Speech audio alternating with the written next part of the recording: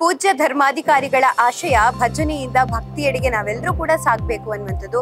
ಹಾಗಾಗಿ ಧರ್ಮಸ್ಥಳದಲ್ಲಿ ಬಹಳಷ್ಟು ಉತ್ತಮವಾಗಿರುವಂತಹ ಭಜನಾ ಕಮ್ಮಟ ಆಗ್ತಾ ಇರುವಂಥದ್ದು. ಅದಕ್ಕೆ ಬಹಳಷ್ಟು ಮಂದಿ ಕೂಡ ಬಂದಿದ್ದಾರೆ, ಅವರ ಅಭಿಪ್ರಾಯ ಕೇಳೋಣ. ಸರ್ ನಮಸ್ತೆ, ಓಂ ಶ್ರೀ ಮಂಜುನಾಥಾಯ ನಮಃ. ಈ ಕ್ಷೇತ್ರದ ಒಂದು ಅಡಿಯಲ್ಲಿ ನಿಜವಾಗಲೂ ನಮ್ಮನ್ನು ಒಂದು ಈ ಸ್ಥಾನದಲ್ಲಿ ನಿಂತು ಮಾಡಲಿಕ್ಕೆ ನಿಜವಾಗಲೂ ಆ ಮಂಜುನಾಥ ಸ್ವಾಮಿ ಸಾಕ್ಷಿ. ಆದರೆ ನಾನು ಒಂದು ಬಡ ಕುಟುಂಬದಲ್ಲಿದ್ದವರು, ಒಂದು ಗಾರೆ ಕೆಲಸ ಮಾಡಿಕೊಂಡು ಸಣ್ಣ ಸ್ಥಾನದಲ್ಲಿ ಇದ್ದು ಇಷ್ಟು ಹೋರಾಟವನ್ನು ಮಾಡಿ ಭಜನೆಯನ್ನು ಕಲಿಸಿ ಎಲ್ಲ ನಮ್ಮ ಹೊಸನಗರ ತಾಲೂಕು ಇರ್ಬೋದು, ತೀರ್ಥಹಳ್ಳಿ ತಾಲೂಕು ಇರ್ಬೋದು, ನಾನು ವೆಂಕಟಪುರ ಆಗಿದ್ದೇನೆ, ಕೃಷ್ಣಮೂರ್ತಿ ಅಂತ ಹೇಳಿ. ಆದರೆ ಈಗ ವೆಂಕಟರಮಣವರು ಆಲಿಯಾಗಿದ್ದಾರೆ. ಇವರು ನಾನು ಜೊತೆ ಕೂಡಿ ಖಂಡಿತ ಎಲ್ಲ ತಂಡಗಳನ್ನು ಎಲ್ಲೆಲ್ಲಿ ಹಳ್ಳಿ ಎಲ್ಲಿ ಮನೆ ದೇವಸ್ಥಾನಗಳಿದೆಯೋ, ಎಲ್ಲಿ ಹಳ್ಳಿ ಮನೆಯಲ್ಲಿ ಭಜನೆ ಇದೆ, ಎಲ್ಲ ಕಡೆನೂ ಭಜನೆಯನ್ನು ಹೋರಾಟವನ್ನು ಮಾಡಿ ಈ ಭಜನೆಯನ್ನು ನಿರಂತರವಾಗಿ ಮಾಡುವಂಥ ಉದ್ದೇಶ ನಮ್ಮದು ಸರ್. ಆದರೆ 2019ರಲ್ಲಿ ಬಂದು ಇಲ್ಲಿ ತರಬೇತಿ ತಗೊಂಡು ಈ ಹೋರಾಟವನ್ನು ಇದುವರೆಗೂ ನಿಲ್ಲಿಸಲಿಲ್ಲ. ನಾವಿಲ್ಲಿ ಇಲ್ಲಿ ತಿಂದಿರ್ತಕ್ಕಂಥ ಪ್ರಸಾದ ಇದೆಯಲ್ಲ, ಅದು ನಿಜವಾಗ್ಲೂ ಋಣ ತೀರಿಸಲಿಕ್ಕೆ ಯಾವುದೇ ನಾನು ಆಗೋದು ಇಲ್ಲ, ಆಗೋದಿಲ್ಲ. ಅದನ್ನ ಮಾಡಬೇಕನ್ನೋದೇ ನಮ್ಮ ಉದ್ದೇಶ. ಇದುವರೆಗೂ ಅದನ್ನ ಹದ ಕೊಟ್ಟು ಹಗಲು ರಾತ್ರಿಯಲ್ಲೇ ಇಲ್ಲಿಗೆ ಬರುವಾಗೂ ಕೂಡ ನಾವು 3 ತಂಡವನ್ನು ಉದ್ಘಾಟನೆಯನ್ನು ಮಾಡಿದ್ದೇವೆ. ಇನ್ನೂ 10 ತಂಡಗಳು ಖಂಡಿತ ಉದ್ಘಾಟನೆ ಮಾಡ್ಲಿಕ್ಕಿದೆ. ಈ ಬಾರಿ ಹೇಳಿದ್ರು, ನಾನು ಆರೋಗ್ಯ ಸ್ವಲ್ಪ ಸರಿ ಇರಲಿಲ್ಲ, ಆದರೂ ಕೂಡ ನಾನು ಬೇಡ ಸರ್ ಬಂದುಕೊಳ್ಳೆ ಉದ್ಘಾಟನೆ ಮಾಡ್ಕೊಂತ ಅಂತ ಹೇಳಿದ್ದೇವೆ. ಆದರೆ ಇದು ನಿಜವಾಗ್ಲೂ ನಮ್ಮ ಈ ಸ್ಥಾನದಲ್ಲಿ ನಿಂತು ಈ ಮಾತಾಡಲಿಕ್ಕೆ ನಿಜವಾಗ್ಲೂ ಆ ಮಂಜುನಾಥ ಸ್ವಾಮಿನೇ ಸಾಕ್ಷಿಯಾಗಿದೆ. ಆದರೆ ಅವನ ಕೃಪೆಯಿಂದ ಇಷ್ಟು ಈ ಸ್ಥಾನಕ್ಕೆ ಬಂದು ನಿಂತು ನಾವೊಂದು ಬಡ ಕುಟುಂಬದಲ್ಲಿ ಈ ಹೋರಾಟವನ್ನು ಈ ಭಜನೆ ಕಲಿಸಲಿಕ್ಕೆ ಒಂದು ವ್ಯವಸ್ಥೆ ನಮಗೆ ಕಲಿಸಿ ಒಳ್ಳೆಯ ಒಂದು ಸ್ಥಾನ ಸಿಕ್ಕಿದೆ.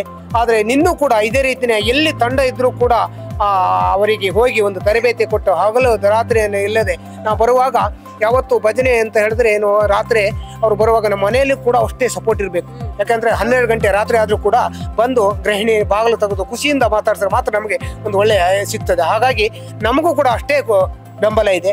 ನಾವು ಕೂಡ ಅದೇ ರೀತಿಯ ಬೆಂಬಲವನ್ನು ಮಾಡಿ ಆ ದೇವರ ಅನುಗ್ರಹವನ್ನು ಪಡೆದು ಆ ರೀತಿ ನಮ್ಮ ಇವರು ರಾಘವೇಂದ್ರ ಸರ್ ಅವರು ಕೂಡ ನಮಗೆ ನನ್ನ ಮನೆಗೆ ಕೂಡ ಬಂದು ಅವರು ಹೇಳಿದ್ರು, ಸರ್ ನೀವು ಇಷ್ಟು ಹೋರಾಟ ಮಾಡಿದ್ರೆ ತುಂಬ ಖುಷಿ ಆಯ್ತು ಕೃಷ್ಣಮೂರ್ತಿ ಅವರೇ, ನೀವು ಒಳ್ಳೆ ಹೋರಾಟವನ್ನು ಮಾಡ್ತಾ ಇದ್ದೀರಿ ಅಂತ ಹೇಳಿದ್ರು. ನಮಗೆ ನಿಜವಾಗ್ಲೂ ಅದು ನಮಗೆ ಏನೋ ಒಂದು ದೊಡ್ಡ ಸಾಧನೆಯನ್ನು ಅನಿಸಲಿಲ್ಲ. ಆದರೆ ನಾವು ಒಂದು ಸೇವೆಯನ್ನು ಮಾಡಲಿಕ್ಕೆ ನಿಜವಾಗ್ಲೂ ಸದಾ ಇದ್ದೇವೆ. ನಿನ್ನೂ ಕೂಡ ಆ ರೀತಿ ಮಾಡ್ತೇವೆ. ಈಗ ಈ ಸರಿ ನಮಗೆ ಧರ್ಮಸ್ಥಳದಲ್ಲಿ ಸುಬ್ರಹ್ಮಣ್ಯ ಪ್ರಸಾದ್ ಅವರು ನಮಗೆ ನೇರವಾಗಿ ಈ ಭಜನಾ ಇದಕ್ಕೆ ಹಾಡಲಿಕ್ಕೆ ಅವಕಾಶ ಕೊಟ್ಟಿದ್ದಾರೆ. ಅವರಿಗೆ ನಮಗೆ ರೂಪೂರ್ವಕ ಅವರಿಗೆ ಧನ್ಯವಾದಗಳನ್ನು ಅರ್ಪಿಸ್ತಾ ನಾನು ಇದೇ ರೀತಿಯೇ ಇನ್ನೂ ಕೂಡ ಈ ಹೋರಾಟವನ್ನು ಇಲ್ಲಿಗೆ ನಿಲ್ಲಿಸೋದಿಲ್ಲ. ಎಲ್ಲೇ ಆಗಲಿ ಹಗಲು ರಾತ್ರಿ ಆಗಲಿ ನಾನು ದುಡಿದು ನಾನು ಮಾಡೋಕ್ಕೆ ನಾನು ಯಾವತ್ತೂ ಸಿದ್ಧ ಇದ್ದೇವೆ. ಇಬ್ಬರು ಕೂಡ ನಮ್ಮ ಇಡೀ ಒಂದು ಜೋಡಿ ಎತ್ತಿದ್ದಾಗೆ ನಾವಿಬ್ಬರು ಯಾವತ್ತೂ ನಾವು ಜೊತೆಗೆ ಇರ್ತೀವಿ, ಜೊತೆಗೆ ಹಾಡ್ತೇವೆ. ಇದು ನಿರಂತರವಾಗಿ ಇದೇ ರೀತಿಯೇ ನಾವು ಮುಂದೆ ಏನೇ ಆದರೂ ಕೂಡ ನಾವು ಮಾಡುವಂಥ ಸಾಧನೆ ಖಂಡಿತ ನಾವು ಇದೆ. ನಾವು ಮಂಜುನಾಥ ಕೃಪೆಗೆ ಪಾತ್ರ ಆಗಿ ಏನೇ ಆದರೂ ಕೂಡ ನಾವು ಅದನ್ನು ಜಯಿಸೋದಿಲ್ಲ, ಏನೇ ನಾವು ಬೇಡಿಕೆ ಕೂಡ ಇಡೋದಿಲ್ಲ. ಯಾಕಂತ ಹೇಳಿದ್ರೆ ಹಗಲು ರಾತ್ರಿ ಹೋಗ್ತೇವೆ. ನಾನು ಒಂದು ದಿನಕ್ಕೆ 1-2 ಸಾವಿರ ರೂಪಾಯಿ ದುಡಿತೇನೆ, ಒಂದು 500 ರೂಪಾಯಿ ಸೇವೆಯನ್ನು ಕ್ಷೇತ್ರಕ್ಕೆ ಇಡ್ತೇನೆ. ಅಂದರೆ ಒಂದು 75,000 ಕಿಲೋಮೀಟರ್ ಆಗಿರ್ಬೇಕು ನಾನು ಹೊಡೆದಿರೋದು. ಆದರೆ ಇವತ್ತಿನವರೆಗೂ ಯಾರಿಗೂ ಒಂದು ಬೇಡಿಕೆ ಇಟ್ಟಿಲ್ಲ. ನಾನು ನನ್ನ ಕೈಯಿಂದ ಹಾಕಿ ಹಗಲು ರಾತ್ರಿ ದುಡಿದು ಮಾಡ್ತಾ ಇದ್ದೇವೆ, ನಿನ್ನೂ ಮಾಡ್ತೇವೆ. ನಿಮ್ಮಂತರ ಸಹಕಾರದಿಂದ ನಾವು ಯಾವತ್ತೂ ಚಿರಋಣಿಯಾಗಿ ಮಂಜುನಾಥ ಸ್ವಾಮಿಗೆ ಇರ್ತೇವೆ.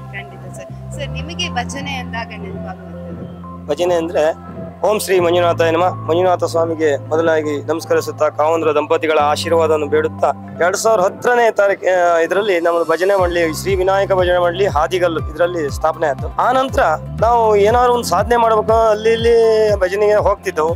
ಆದ್ರೆ 2019ರಲ್ಲಿ ನಾವು ಇಬ್ಬರು ಭಜನಾ ಕಮ್ಮಟಕ್ಕೆ ಭಾಗವಹಿಸಿ ಪೂಜ್ಯರು ಏನು ಹೇಳಿದ್ರು ಅಂದ್ರೆ, ನೀವು ರಾಯಭಾರಿಗಳಾಗಿ ಕೆಲಸ ಮಾಡಬೇಕು. ಇಲ್ಲಿ ಬರೀ ನಾವು ಕಲ್ತು ಹೋದ ಇದಲ್ಲ, ಅದೇ ರಾಯಭಾರಿಯ ಕೆಲಸವನ್ನು ನಾವು ಈಗ ಮಾಡಿದ್ದೇವೆ. ಸುಮಾರು 650ರಿಂದ 700 ಜನರಿಗೆ ತರಬೇತಿಯನ್ನ ಕೊಟ್ಟು ಈಗ 24-25 ಜನ ಇಲ್ಲಿಗೆ ನಾವು ಈ ಬಾರಿ ಕರೆ ತಂದಿದ್ದೇವೆ. ಈ ಸರಿ ತಂದಿದ್ದೇವೆ. ಈಗ ಶಿವಮೊಗ್ಗ ಹೊಸನಗರದಲ್ಲಾಗಿ ಈಗ ಶಿವಮೊಗ್ಗದಲ್ಲಿ ಒಂದು ತಂಡವನ್ನ, ತಾಲೂಕಿನಲ್ಲಿ ಒಂದು ತಂಡವನ್ನ ನಿನ್ನೆ ಈಗ 2-3 ದಿನ ಹಿಂದೆ ನಾವು ರೆಡಿ ಮಾಡಿದ್ದೇವೆ.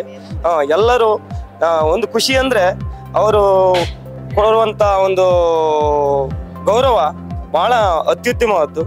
ಹೆಣ್ಣು ಮಕ್ಕಳಾಗಿದ್ದಾರೆ, ಆದರೂ ಅವರಿಗೆ ಒಂದು ತರಬೇತಿ 12 ಗಂಟೆ ರಾತ್ರಿ ಆಗಲಿ ನಾವು ಬಂದು ಅವ್ರು ಕಲಿಸಿ, ನಾನು ಆಡಿಯೋ ಮೂಲಕ ನಾನು ಈ ಹಾಡನ್ನ ಕಲಿಸ್ತೀನಿ ಅವರಿಗೆ. ಆದ್ರಿಂದ ಕಲಿತು ಈಗ ಬಂದಿದ್ದಾರೆ. ಈಗ ನೀವಿಬ್ರು ಸೇರಿ ಒಂದು ಭಜನೆ ಈಗ ಹಾಡೋದು ಚಿಕ್ಕದಾಗಿ ಒಂದು ಪ್ಯಾರದಲ್ಲಿ ಯಾವ್ದಾದ್ರು ಒಂದು ಭಜನೆ. ಭಜನೆಗೆ ಪ್ರಾರಂಭ ಮಾಡೋಣ, ಶ್ರೀರಾಮ ರಾಮ ರಾಮ ರಾಮ. ಭಜನೆಗೆ ಪ್ರಾರಂಭ ಮಾಡೋಣ, ಶ್ರೀರಾಮ ರಾಮ ರಾಮ ರಾಮ. ಭಜನೆಗೆ ಪ್ರಾರಂಭ ಮಾಡೋಣ, ಶ್ರೀರಾಮ ರಾಮ ರಾಮ ರಾಮ. ಇರುವಂತಹ ಭಜನಾ ಕಮ್ಮಟದ ವಿಶೇಷತೆ ಏನು ಸರ್? ಓಂ ಶ್ರೀ ಮಂಜುನಾಥಾಯ ನಮಃ. ಪೂಜ್ಯ ಕಾವಂದರ ಹಾಗೂ ಮಾತೃಶ್ರೀ ಅಮ್ಮನವರ ಹಾಗೂ ರಾಜ್ಯ ಸಂಚಾಲಕರಾದ ಸುಬ್ರಹ್ಮಣ್ಯ ಪ್ರಸಾದ್ ಇವರ ಒಂದು ಆಶೀರ್ವಾದ ಹಾಗೂ ಮಾರ್ಗದರ್ಶನದೊಂದಿಗೆ ನಾವು ಸುಮಾರು ಈ ಭಜನಾ ಕಮ್ಮಟವನ್ನು ಕಾರ್ಯಕ್ರಮವನ್ನು 26ನೇ ವರ್ಷದ ಕಾರ್ಯಕ್ರಮ ಈ ಬಾರಿ ನಡೀತಾ ಇದೆ. ನಾನು ಕುಂದಾಪುರದ ತಾಲೂಕು ಅಧ್ಯಕ್ಷ ಆಗಿ ಸುಮಾರು 1 ವರ್ಷ ಆಗಿದೆ. ತದನಂತರ ಒಂದು ಅಧ್ಯಕ್ಷರ ಹಾಗೂ ರಾಜ್ಯ ಮಟ್ಟದ ಉಪಾಧ್ಯಕ್ಷರ ಒಂದು ಆಯ್ಕೆ ಈ ಭಾಗದಲ್ಲಿ 2 ತಿಂಗಳಿಂದ ನಡೆದಿದೆ. ಹಾಗೆ ಆ ಕಾರ್ಯಕ್ರಮದಲ್ಲಿ ಭಾಗವಹಿಸಿ ಪ್ರತಿ ರಾಜ್ಯದ ಹೆಚ್ಚಿನ ಕಡೆಗಳೆಲ್ಲ ತಿರುಗಿ ಈ ಬಾರಿ ಪ್ರವಾಸವನ್ನ ಮಾಡಿ ಭಜನಾ ಕಮ್ಮಟಕ್ಕೆ ಬರುವವರ ಆಯ್ಕೆ ಪ್ರಕ್ರಿಯೆಯನ್ನ ರಾಗ ತಾಳ ಲಯಬದ್ಧವಾಗಿರುವವರನ್ನ ಈ ಸಲ ಆಯ್ಕೆಯನ್ನ ಮಾಡಿರ್ತೇವೆ. ಯಾಕೆಂದ್ರೆ ಸಾಮಾನ್ಯ ತೀರ್ಥಹಳ್ಳಿ, ಶೃಂಗೇರಿ, ಕೊಪ್ಪ, ನೆಲಮಂಗಲ, ಬೆಂಗಳೂರು ಎಲ್ಲ, ಮೈಸೂರು, ಹೆಚ್ಚಿನ ಭಟ್ಕಳ, ಸಾಮಾನ್ಯ ಹೆಚ್ಚಿನ ಎಲ್ಲ ಕಡೆಯಲ್ಲಿ ನಾವು ಸುಬ್ರಹ್ಮಣ್ಯ ಸರ್ ಹಾಗೂ ರಾಘವೇಂದ್ರ ಮುದ್ರಾಡಿ ಅಂತ ನಾವು ಕೂಡ ತಿರುಗಿ ಅದರ ಆಯ್ಕೆ ಪ್ರಕ್ರಿಯೆಯನ್ನ ನಾವು ಈ ಬಾರಿ, ಯಾಕೆಂದ್ರೆ ಇಲ್ಲಿ ತರಬೇತಿ ಪಡೆದು ಇನ್ನೊಂದು ಕಡೆ ಹೋಗಿ ಒಂದು 50-60 ಮಂಡಳಿಗಳಿಗೆ ಅವರು ಅಥವಾ ಭಜಕರಿಗೆ ಅವರು ತರಬೇತಿಯನ್ನ ನೀಡಬೇಕಾಗ್ತದೆ. ಆವಾಗ ಇಲ್ಲಿಗೆ ಬರುವವರು ಲಯ ತಾಳ ಬದ್ಧವಾಗಿ, ಶ್ರುತಿ ಬದ್ಧವಾಗಿ ಇರಬೇಕಾಗ್ತದೆ. ಯಾಕೆಂದ್ರೆ ಇಲ್ಲಿ ಕಲಿತು ಅವರಿಗೆ ಕಲಿಯುವವರಿಗೆ ಲಯ ತಾಳ ಬದ್ಧ ಸರಿಯಾಗಿ ಇಲ್ಲದಿದ್ರೆ ಅವರು ಮತ್ತೆ ಅಲ್ಲಿ ಕಲಿಸುವಾಗ ಅದು ಅಸಂಬದ್ಧವಾಗ್ತದೆ. ಆ ಕಾರಣದಿಂದ ಈ ಬಾರಿ ಅನೇಕ ಕಡೆ ತಿರುಗಿ ಸಾಮಾನ್ಯ 230 ಹೆಚ್ಚು ಮಂದಿಯನ್ನು ಆಯ್ಕೆ ಮಾಡಿ ಈ ಭಜನಾ ಕಮ್ಮಟಕ್ಕೆ ಈಗ ತಂದು ನಿಲ್ಲಿಸಿದ್ದೇವೆ. ತರಬೇತಿ ಪಡೆಯುವ ನಾಳೆ ಉದ್ಘಾಟನಾ ಕಾರ್ಯಕ್ರಮ ಇದೆ. ಈ ಭಾಗದಲ್ಲಿ ಇಂಥ ಒಂದು ಕಾರ್ಯಕ್ರಮ ನಡೆಯುವುದು ಪೂಜ್ಯರ ಹಾಗೂ ಮಾತೃಶ್ರೀ ಅಮ್ಮನವರ ಒಂದು ಮಹದಾಶಿ. ಆದ್ರಿಂದ ತುಂಬಾ ಇದರ ಪ್ರಯೋಜನವನ್ನ ಇಡೀ ಹಳ್ಳಿ ಮೂಲೆಗಳಲ್ಲೂ ಮನೆಯಲ್ಲಿ ಭಜನೆ ನಡೆಯುವಂತ ಒಂದು ವ್ಯವಸ್ಥೆಗಳು ಬಹಳ ವರ್ಷದಿಂದ ನಡೀತಾ ಇದೆ. ಹಾಗೂ ಇಂತಹ ಕಾರ್ಯಕ್ರಮಗಳು ಇನ್ನೂ ಹೆಚ್ಚು ಪೂಜ್ಯ ಹಾಗೂ ಮಾತೃಶ್ರೀಯವರ ಅನುಗ್ರಹದಿಂದ ನಡೀತಾ ಬರಲಿ ಎಂಬ ಆಶಯದೊಂದಿಗೆ ನನ್ನ 2 ಹಿತನುಡಿಗಳನ್ನ ಮುಗಿಸ್ತಾ ಇದ್ದೆ. ವಸುದೇವಸುತಂ ದೇವಂ ಕಂಸ ಚಾನೂರ ಮರ್ದನಂ ದೇವಕೀ ಪರಮಾನಂದಂ ಕೃಷ್ಣಂ ವಂದೇ ಜಗದ್ಗುರುಂ. ಎಲ್ಲರಿಗೂ ನಮಸ್ಕಾರ. ನಾನು ಶ್ರೀ ಗೋಪಾಲಕೃಷ್ಣ ಭಜನಾ ಮಂಡಳಿ ಬಿಳಿನಿಲಯ ಇದರ ಕಾರ್ಯದರ್ಶಿಯಾಗಿದ್ದೇನೆ ಹಾಗೂ ಕಡಬ ತಾಲೂಕು ಭಜನಾ ಪರಿಷತ್ತಿನ ಅಧ್ಯಕ್ಷನಾಗಿದ್ದೇನೆ. ನಾನು 2001ರಲ್ಲಿ ಶ್ರೀ ಕ್ಷೇತ್ರ ಧರ್ಮಸ್ಥಳದಲ್ಲಿ ಭಜನಾ ತರಬೇತಿ ಪಡೆದು ಈ ಸಲ 26ನೇ ವರ್ಷ ಕಮ್ಮಟ, 26ನೇ ವರ್ಷ ಕೂಡ ನಾನು ಭಜನಾ ಮಂಗಳೋತ್ಸವದಲ್ಲಿ ತರಬೇತಿಯಲ್ಲಿ ಪಾಲ್ಗೊಳ್ತಾ ಇದ್ದೇನೆ. ಇವತ್ತು ಕೂಡ ಬಂದೆ. ನಮ್ಮ ಕಡಬ ಕ್ಷೇತ್ರದಿಂದ ಸುಮಾರು ಒಂದು 13 ಮಂದಿ ಬಂದಿದ್ದಾರೆ ತರಬೇತಿಗೆ. ಅವರನ್ನೆಲ್ಲ ಕರ್ಕೊಂಡು ಬಂದು ನಾನು ಈ ಧರ್ಮಸ್ಥಳದಲ್ಲಿ ಭಜನಾ ತರಬೇತಿ ಪಡೆದು ನಾಳ್ದು ಶನಿವಾರ ಆದಿತ್ಯವಾರ ಭಜನಾ ಮಂಗಳೋತ್ಸವ ಆಗ್ತದೆ. ಅದರಲ್ಲಿ ಪಾಲ್ಗೊಂಡು ನಾವು ಮುಂದುವರಿಸ್ತಾ ಇದ್ದೇವೆ. ಸತ್ಯ, ಸ್ಪಷ್ಟ, ನೇರ ಸುದ್ದಿಯೊಂದಿಗೆ U+ ಟಿವಿ. ಇದು ಹೊಸತನದ ಸಂಕಲನ.